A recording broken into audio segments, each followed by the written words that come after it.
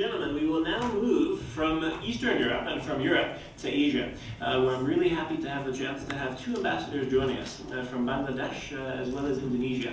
I think it would be very helpful for us to understand also, on the one hand, what's happening from Europe, but also from the point of view from those initially coming from outside of Europe. The first keynote speaker that I would like to introduce is actually the Honorable Ismat Jahan. She is currently the ambassador of Bangladesh to Belgium, Luxembourg, and Switzerland. She's also the head of the mission to the European Union. From 2007 until 2009, she was the ambassador and permanent representative of Bangladesh to the United Nations. From 2005 until 2007, Ambassador Jahan holds a master's degree in economics from the University of Oka, as well as an MA from Tufts University.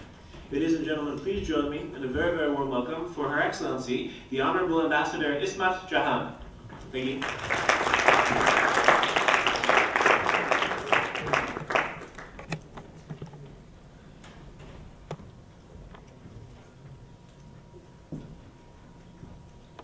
Thank you very much.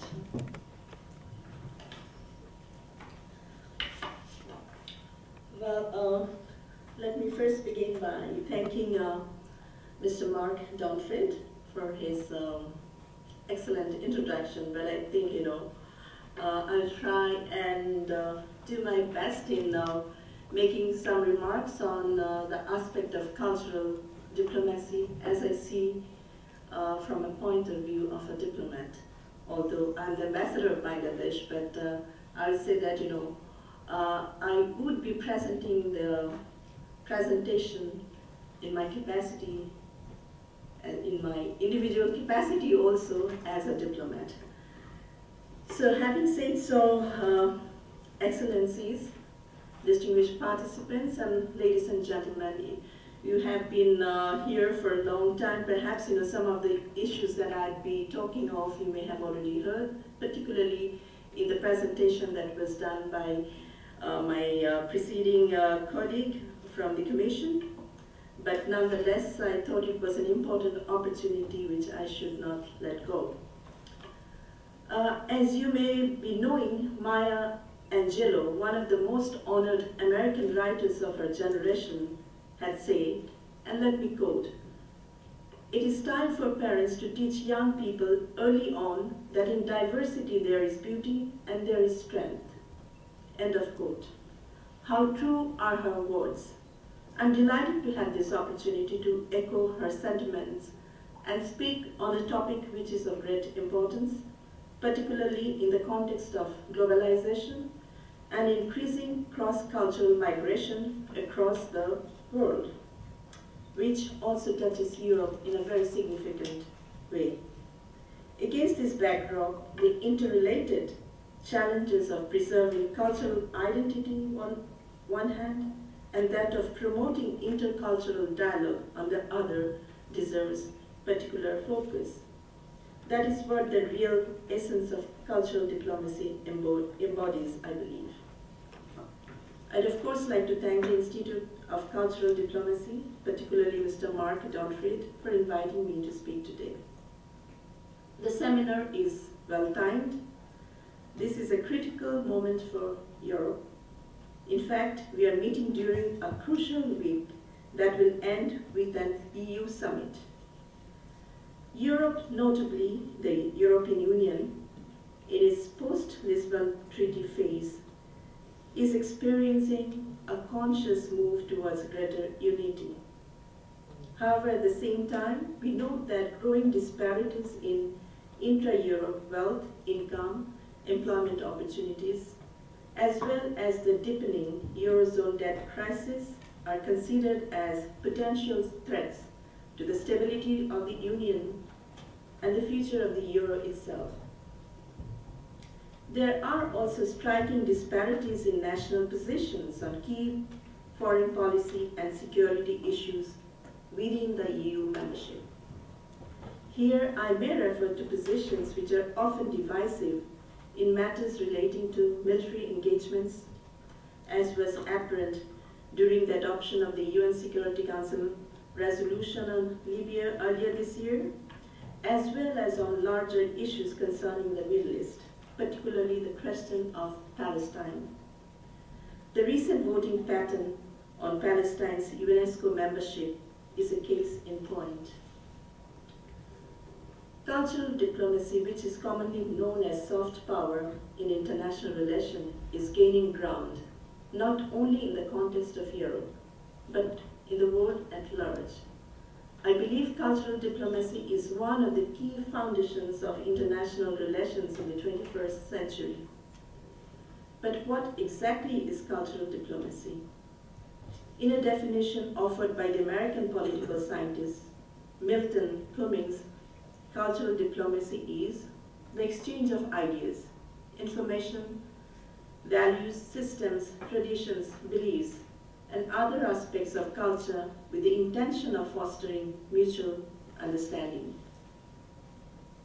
Clearly from this definition, it implies that such exchange is exchange in communication and respect between cultures, understanding of respective values, and overall rejection of negative stereotyping. If we take this broad definition into account, then the ultimate aim of cultural diplomacy or cultural relations is to enable improved cross-cultural understanding and cooperation by transforming traditional prejudices into positive attitudes. We have heard just a while ago about cultural fossils. This is something that we need to reject. Of course, we find ourselves today on the threshold of a new era. The world has taken an interesting turn. With phenomenal advancement in science and technology and its impact on communication, the world is becoming smaller and smaller. But this comes with challenges. For we may be living as neighbors in a global village, but not always as equals. On one side, we see unlimited wealth and advancement of technology, and on the other side, we find dismal poverty. Sadly, violence, conflicts, and intolerance remain quite pervasive, touching every society, every community, and every country, not only in Europe, but also beyond.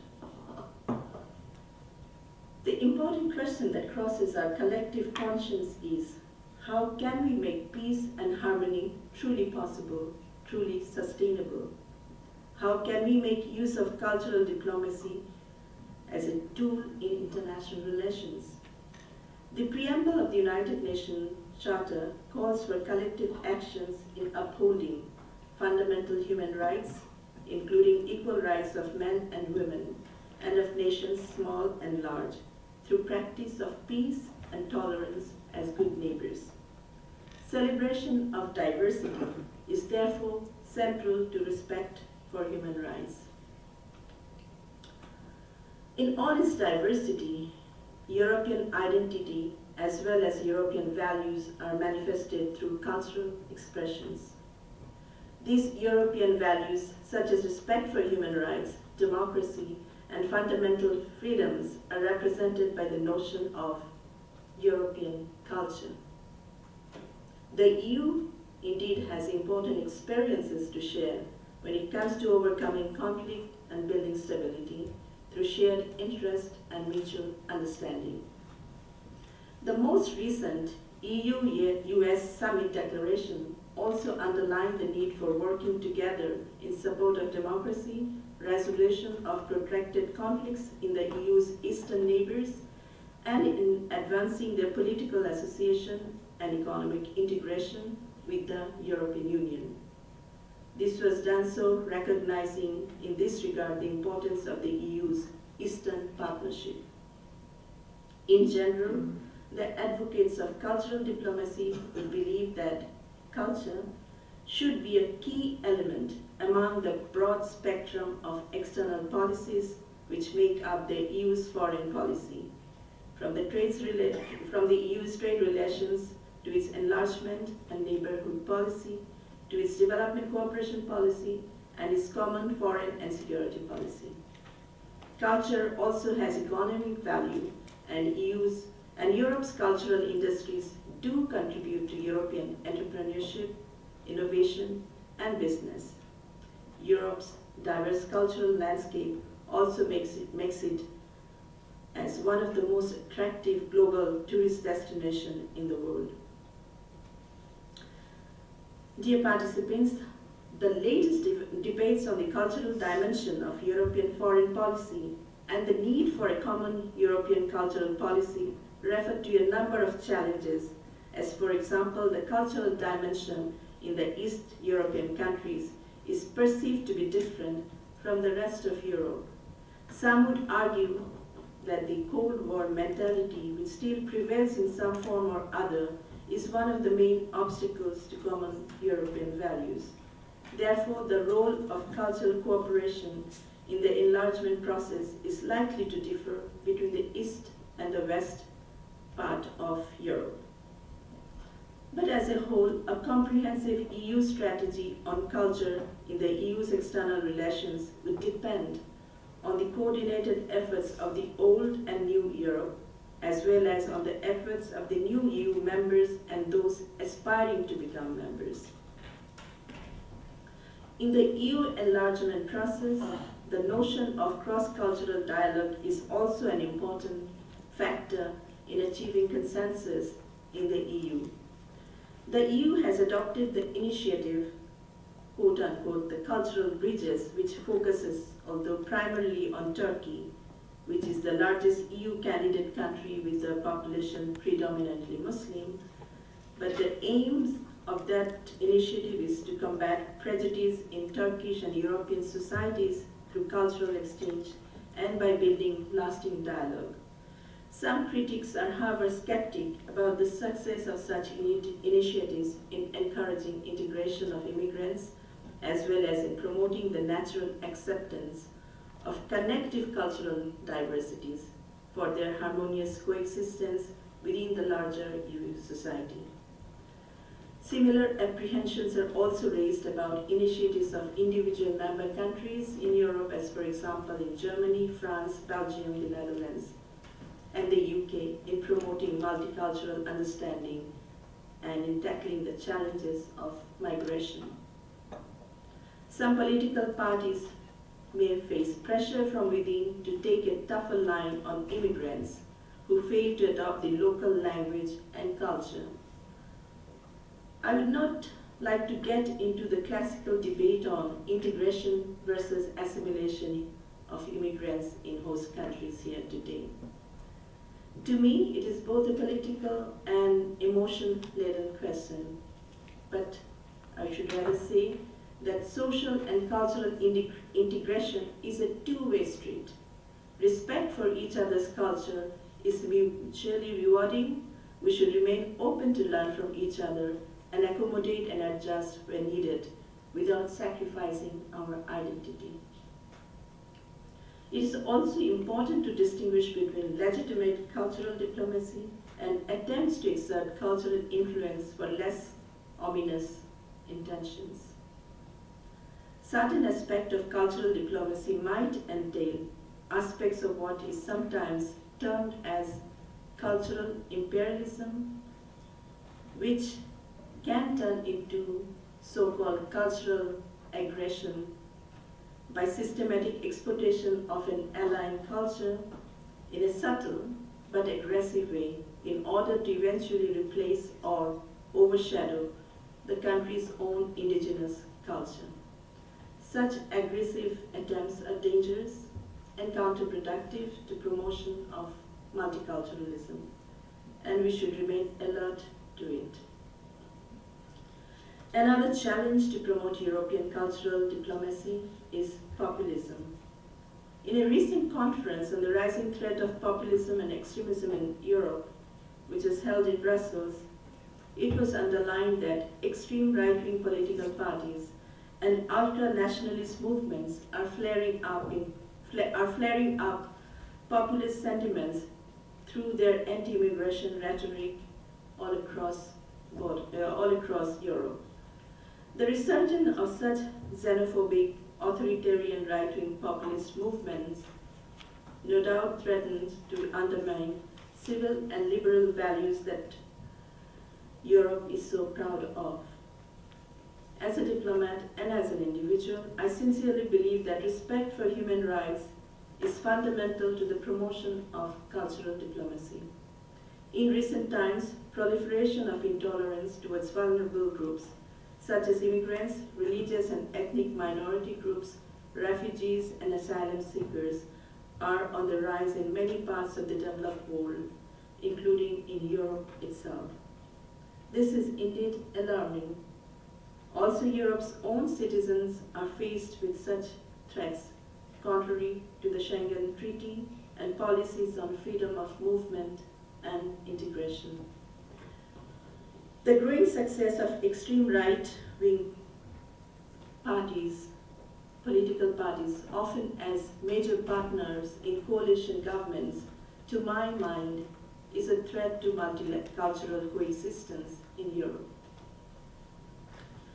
Generally speaking, socioeconomic inequality may be linked to a great extent to rejection of or lack of one's will to embrace cultural diversity. Social and economic deprivation, high unemployment, and overall lack of opportunities often feed into growing frustrations among the common people. In Europe, for example, the current debt crisis, followed by austerity measures and urgings for spending discipline, further complicate matters. The populist propagandists who find wide support from among young people rally against multiculturalism, staunchly believing that their European national identity and culture is being threatened by immigration and, in many instances, what they say, threat of Islam, and that their jobs are also being increasingly taken up by outsiders, the foreigners.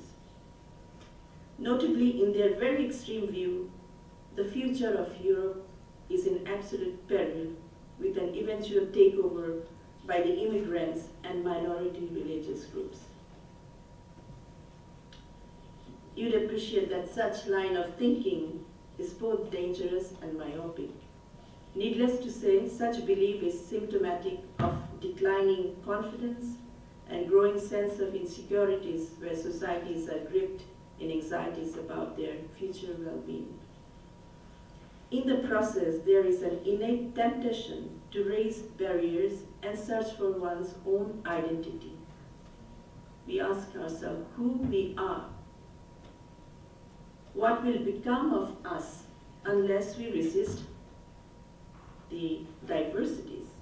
Obviously, in times of difficulties and uncertainties, people become more defensive of their own identity, and there are greater chances for them to become exclusive and less tolerant to cultural diversities. The we versus they tug of war become even more acute under the circumstances.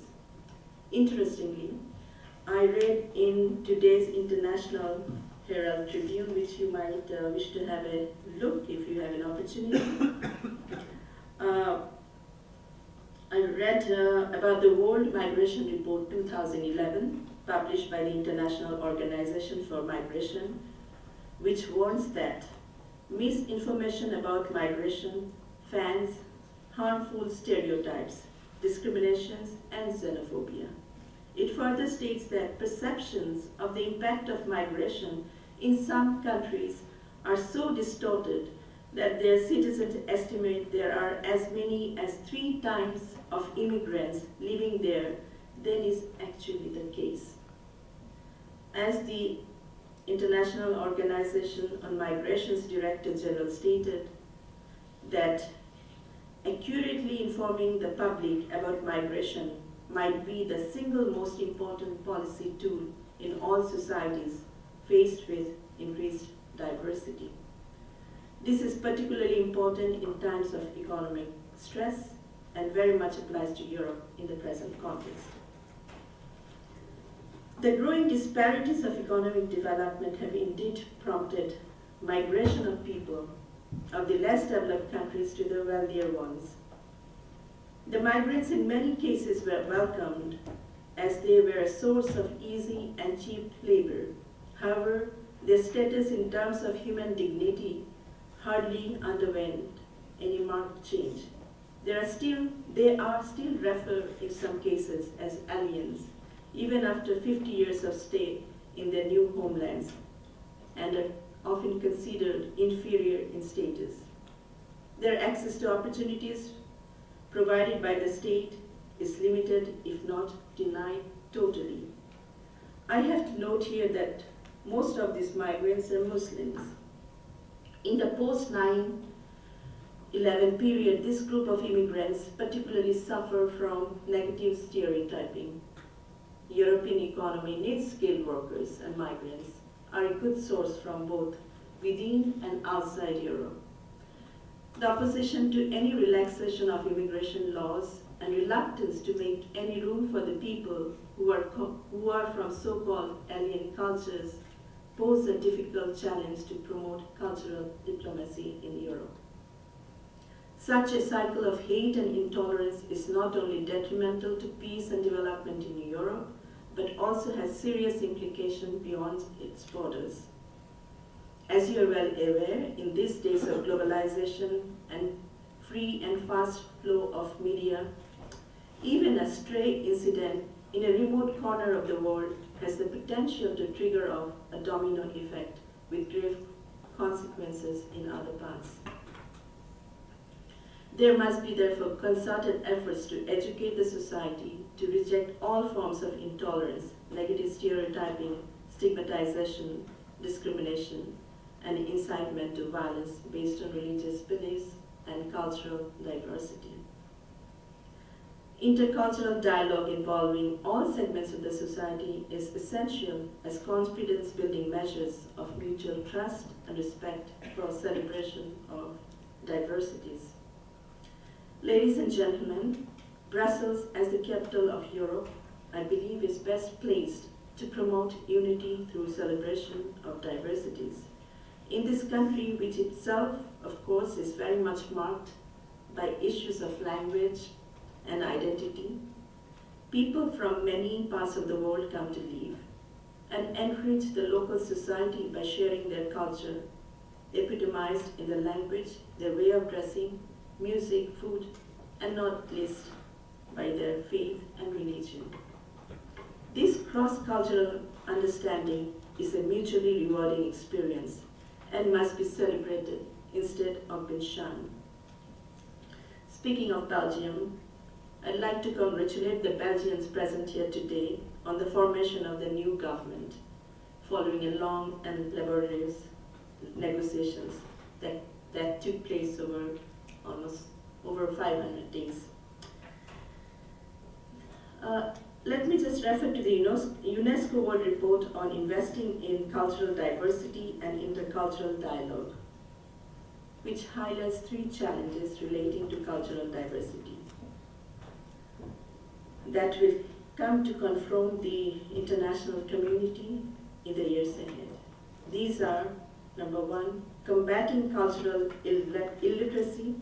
Number 2, reconciling universalism and diversity.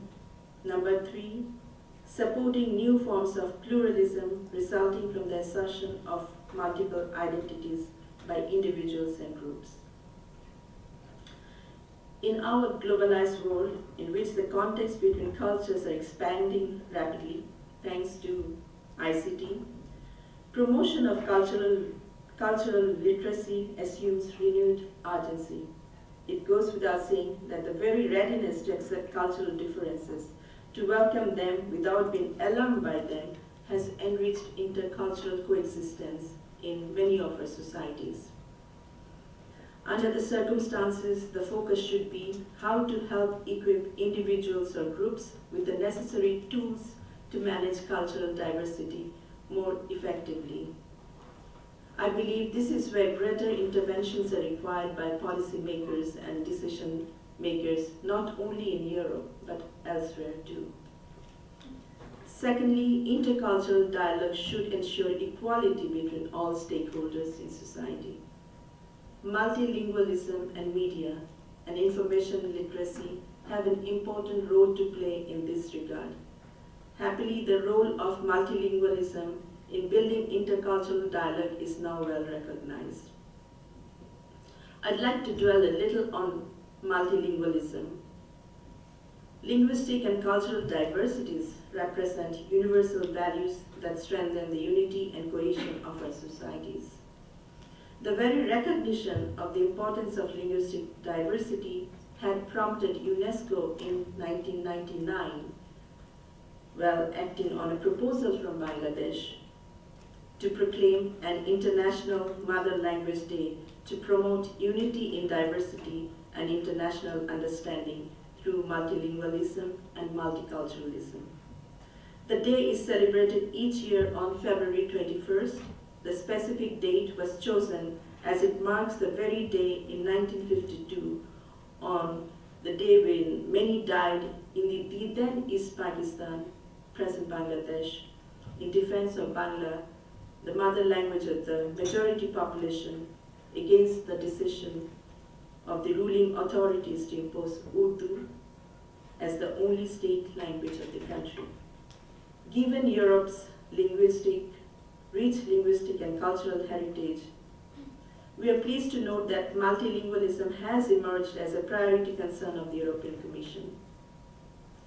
In a special message received on the occasion this year, the EU Commissioner in charge of Education, Culture and Multilingualism had noted, in Europe, as for the rest of the world, to neglect a language can only be harmful, as we run the risk of losing a part of our heritage and identity. Well, how much time do you have? Sorry? A few 1 or 2 minutes. Well, I have to really go through, because originally you had given me a longer indication, but I'll try and shorten it. Well, as you know, the notion of cultural diplomacy has been changing steadily over the last 2 decades, particularly since the end of the Cold War. Presently, we have more in the place of a direct government-to-government cultural cooperation. We find that governments, particularly in Europe, they are willing to channel funds for cultural cooperation through NGOs and other institutions, which is very important because it engages other stakeholders in the process. We have heard from Mr. Vladimir Sucha about EU's current focus on developing a joint foreign and security policy, which has given the role of culture a very important position in the external actions of EU. Cultural diplomacy has therefore become a crucial tool for promoting intra-EU relations and as well as promoting multicultural understanding beyond EU's borders and beyond Europe itself. Activities of organizations such as the British Council and their Allies Français have also taken a new dimension. Generally speaking, there is also a marked shift in European cultural cooperation policy.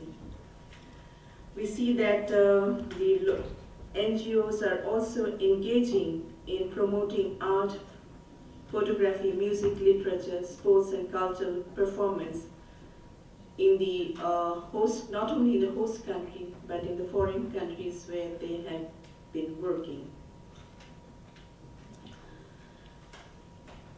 Well, of course, cultural diplomacy has a role in enhancing peace.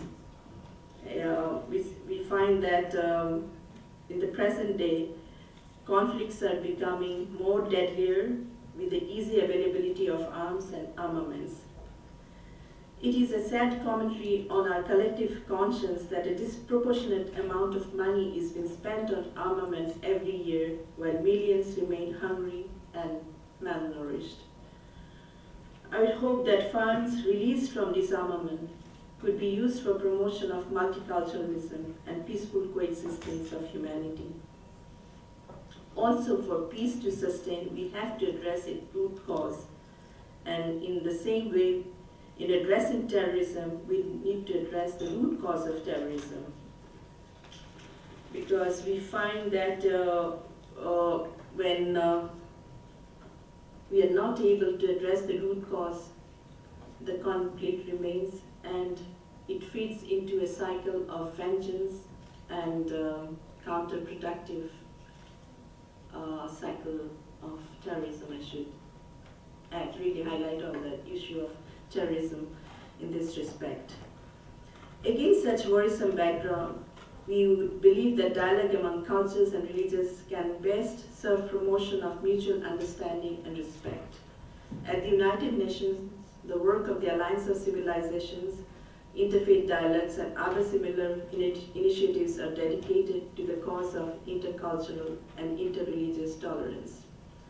The approach of cultural diplomacy in Europe should be to work on these common denominators that unite people. Accommodation or adjustment is neither an act of cowardice nor defeatism. It is a matter of great practical wisdom and a viable formula for peace and social harmony.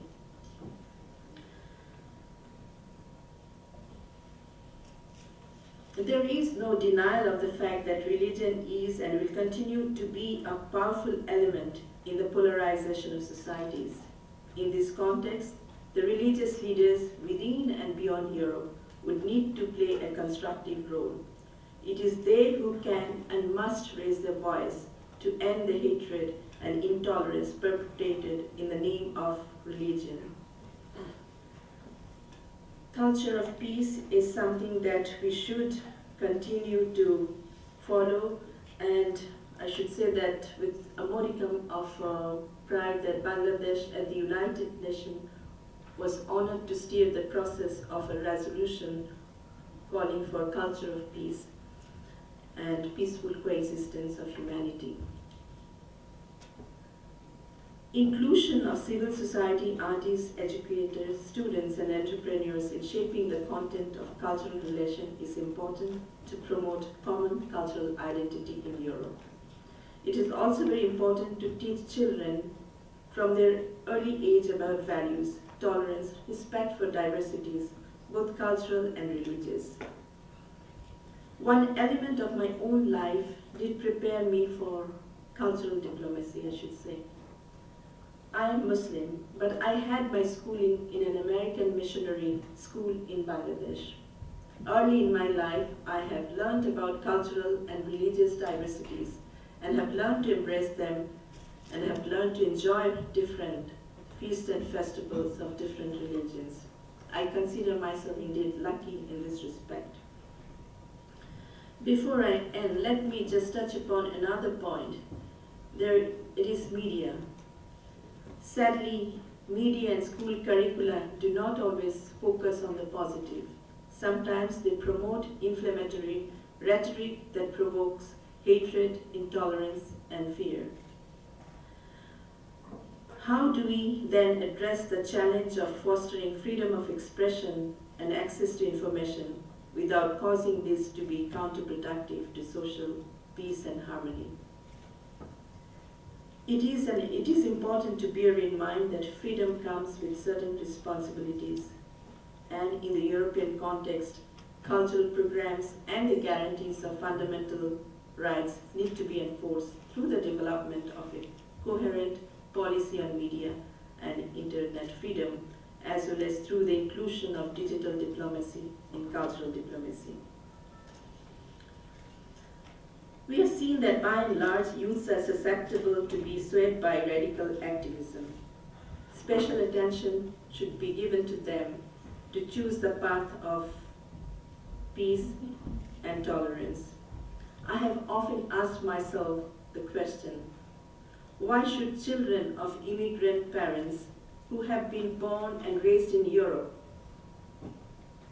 often have the urge to take recourse to violence and extremism? Something must be wrong with the system. Are they suffering from frustrations from lack of opportunities, or being ridiculed as funny and ignorant immigrants even after living here for ages? These are important issues which I would hope the policy planners of European cultural diplomacy would take into account. Ladies and gentlemen, Let me end on a positive note. Prejudices that seem intractable can be combated. Happily, there are active initiatives towards that. Multiculturalism will be a driving force, no doubt, in the 21st century that will shape the international system, and Europe must not lose the opportunity to play its part. Nobel laureate Rabindranath Tagore, whose 150th birth anniversary we celebrated this year, in his vision of globalization and universalism had stated, and let me quote, "Where the mind is without fear, where the head is held high, where knowledge is free, where the world has not been broken up into fragments by narrow domestic walls." How true are his words. And we also, many of us know the famous song of John Lennon's, "Imagine." I have the urge to quote from that song also. "Imagine all the people living life in peace. You may say, I'm a dreamer, but I am not the only one. Imagine all the people sharing all the world.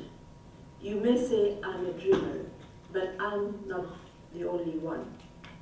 I hope somebody, it will be us, and the world will live as one." Thank you very much. Today is also St. Nicholas Day, which indeed marks the beginning of the season of celebration and festivals. I wish you all a very happy St. Nicholas Day. I wish you peaceful holidays and a happy new year.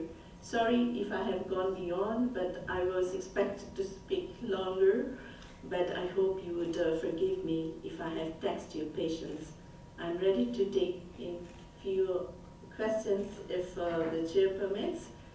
I'll be happy to do that. Thank you very much.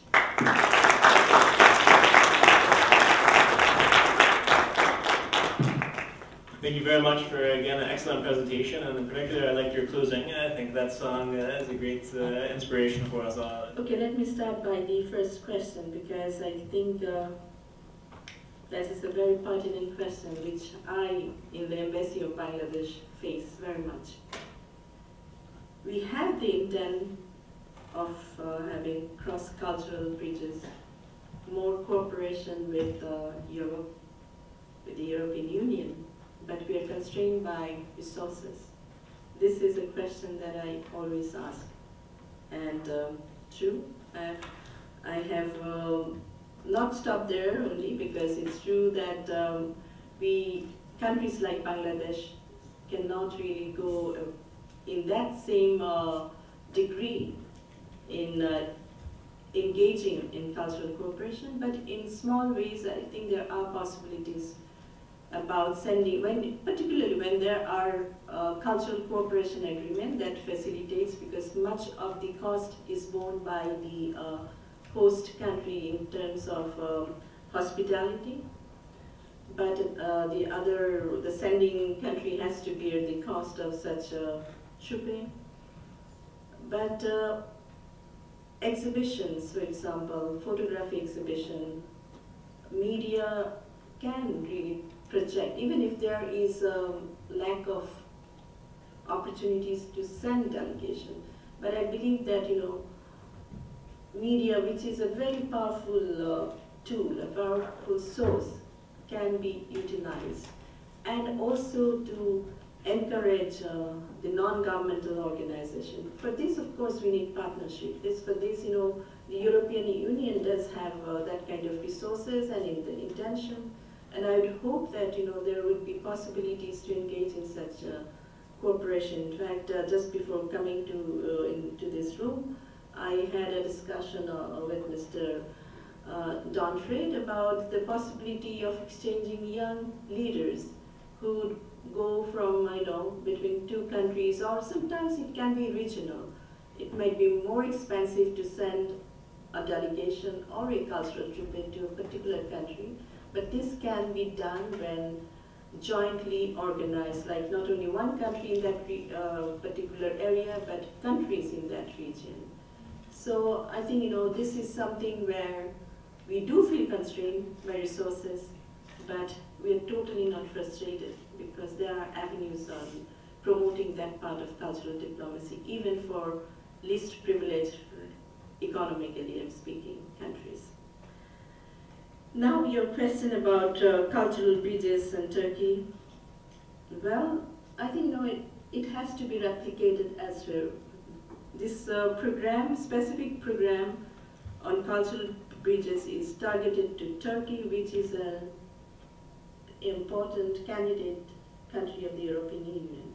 So there are obviously some specific reasons to focus on Turkey with that cultural bridge. But there are not only one bridge in the world, as you know, there can be a number of bridges. And it is important, the more bridges we can build, we can bring down the walls that divides countries, that divides culture. So it should be replicated elsewhere. Thank you. Ladies and gentlemen, once again, Her Excellency Ambassador Ismat Jahan. Thank you. Thank you very much.